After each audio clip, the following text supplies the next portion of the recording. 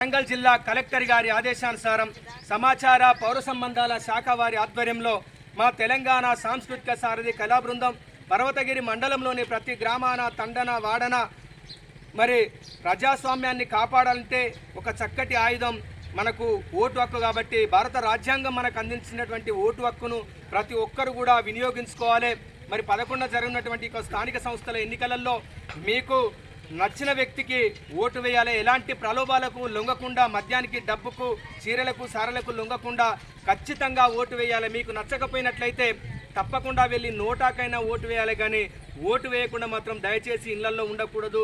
ప్రతి ఒక్కరు కూడా ప్రజాస్వామ్యాన్ని కూని చేయకూడదు. దయచేసి ప్రతి ఒక్కరు కూడా ఇది మనసులో పెట్టుకొని ఆలోచించాల్సిందిగా మనవి చేస్తూ ఇప్పుడు ఓటు హక్కు ప్రాముఖ్యతపై తమ్ముడు రాజు నోట చక్కటి పాట. ఓటంటే తెల్ల కాగితం కాదురా, ఓటంటే చీపులి కరుమందు కాదురా, ఓటంటే కంప్యూటర్ బటను కాదురా, ఓటంటే 100 రూపాయల నోటు కాదురా, ఓటంటే తెల్ల కాగితం కాదురా,